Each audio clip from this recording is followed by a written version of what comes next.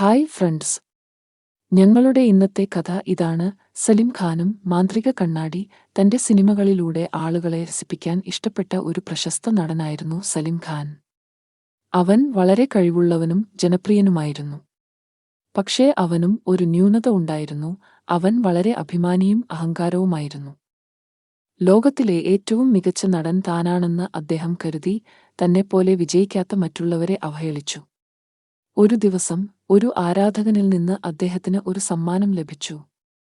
സ്വർണ്ണ ചട്ടക്കൂടുള്ള മനോഹരമായ കണ്ണാടിയായിരുന്നു അത്. അയാൾ പൊതി തുറന്നു കണ്ണാടിയിൽ നോക്കി. അവൻ പുഞ്ചിരിച്ചുകൊണ്ട് പറഞ്ഞു, "കൊള്ളാം, എന്തൊരു സുന്ദരമായ മുഖം. ഞാൻ സിനിമയുടെ രാജാവായതിൽ അതിശയിക്കാനില്ല." പക്ഷേ അത് പറയുന്നതിനിടയിൽ കണ്ണാടി പെട്ടെന്ന് ഉറക്കെ തിരിച്ചു പറഞ്ഞു, "നീ സിനിമയുടെ രാജാവല്ല, ആത്മാഭിമാനത്തിന്റെ രാജാവാണ്. നിങ്ങൾക്ക് നിങ്ങളല്ലാതെ മറ്റാരോടും ബഹുമാനമില്ല. നിങ്ങൾ ഒരു പാഠം പഠിക്കേണ്ടതുണ്ട്." സലിം ഖാൻ ഞെട്ടി, പേടിച്ചു. കണ്ണാടി വലിച്ചെറിയാൻ ശ്രമിച്ചെങ്കിലും അത് കയ്യിൽ കുടുങ്ങി. അതിൽ നിന്ന് മുക്തി നേടാനായില്ല. കണ്ണാടി പറഞ്ഞു, "നിങ്ങളുടെ മനോഭാവം മാറുന്നതുവരെ നിങ്ങൾ പോകുന്നിടത്തെല്ലാം എന്നെ കൊണ്ടുപോകേണ്ടിവരും. നിങ്ങൾ ആരെയെങ്കിലും കണ്ടുമുട്ടുമ്പോഴെല്ലാം അവരുടെ യഥാർത്ഥ മൂല്യവും നിങ്ങളുടെ യഥാർത്ഥ മൂല്യവും ഞാൻ കാണിക്കും." സലിം ഖാൻ വളരെ ദേഷ്യവും നാണക്കേടുമായി. തന്റെ എല്ലാ സിനിമാ ചിത്രീകരണങ്ങളും പൊതുപരിപാടികളും റദ്ദാക്കേണ്ടി വന്നു. കണ്ണാടി പരിഹസിക്കാതെ അയാൾക്ക് വീട്ടിൽ നിന്ന് പുറത്തിറങ്ങാൻ പോലും കഴിഞ്ഞില്ല. താൻ കണ്ടുമുട്ടിയ ആളുകളുടെ നല്ല ഗുണങ്ങളും നേട്ടങ്ങളും കണ്ണാടി കാണിക്കുകയും സ്വന്തം കുറവുകളും പരാജയങ്ങളുമായി താരതമ്യം ചെയ്യുകയും ചെയ്യും. ഉദാഹരണത്തിന്, ഒരു പാവപ്പെട്ട വഴിയോരക്കച്ചവടക്കാരനെ കണ്ടുമുട്ടിയപ്പോൾ കച്ചവടക്കാരൻ എത്രമാത്രം ഉദാരനും ദയയും ഉള്ളവനാണെന്നും തന്റെ സമ്പാദ്യം ഒരു അനാഥാലയത്തിന് സംഭാവന ചെയ്തെങ്ങനെയെന്നും കണ്ണാടി കാണിച്ചുകൊടുത്തു. സലിം ഖാൻ എങ്ങനെ സ്വാർത്ഥനും അത്യാഗ്രഹിയുമാണ്. ആഡംബരങ്ങൾക്കും സുഖഭോഗങ്ങൾക്കും വേണ്ടി അവൻ തന്റെ പണം പാഴാക്കിയതെങ്ങനെയെന്ന് കണ്ണാടി അയാൾക്ക് കാണിച്ചുകൊടുത്തു. ഒരു യുവ ആരാധകനെ കണ്ടുമുട്ടിയപ്പോൾ ആരാധകൻ എങ്ങനെ കഴിവുള്ളവനും ആവേശഭരിതനുമാണെന്ന് കണ്ണാടി കാണിച്ചുകൊടുത്തു.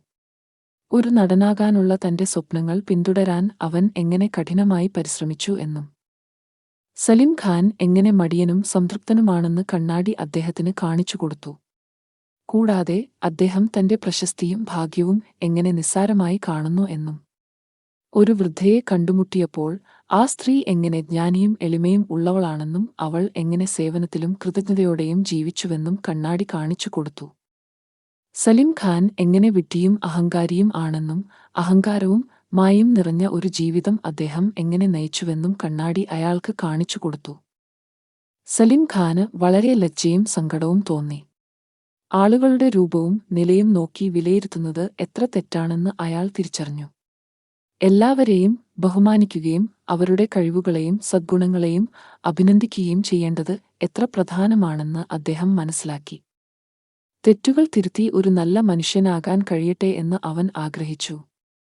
തന്റെ വാക്കുകളിലൂടെയും പ്രവൃത്തിയിലൂടെയും പലരെയും താൻ വേദനിപ്പിച്ചതും എല്ലാം അവൻ തിരിച്ചറിഞ്ഞു. താൻ വേദനിപ്പിച്ചതുമായ എല്ലാവരോടും ക്ഷമ ചോദിക്കാൻ അദ്ദേഹം തീരുമാനിച്ചു. കണ്ണാടി തന്നോട് ക്ഷമിക്കുമെന്നും തന്റെ ശാപത്തിൽ നിന്ന് മോചിപ്പിക്കുമെന്നും അവൻ പ്രതീക്ഷിച്ചു. അവൻ കണ്ണാടിയുടെ അടുത്ത് ചെന്ന് പറഞ്ഞു, "കണ്ണാടി, കണ്ണാടി, ഇത്രയും അഹങ്കാരവും മര്യാദകേടും കാണിച്ചതിൽ ക്ഷമിക്കണം. ഞാൻ എന്റെ പാഠം പഠിച്ചു. എനിക്ക് മാറാൻ ആഗ്രഹമുണ്ട്. ദയവായി ഞാൻ പോയി എനിക്ക് മറ്റൊരു അവസരം നൽകണം." കണ്ണാടി ഒരു നിമിഷം നിശബ്ദനായി. എന്നിട്ട് അത് പറഞ്ഞു, "സലിം ഖാൻ, അത് കേട്ടതിൽ എനിക്ക് സന്തോഷമുണ്ട്. നിങ്ങൾ യഥാർത്ഥ പശ്ചാത്താപവും ആത്മാർത്ഥതയും പ്രകടിപ്പിച്ചു.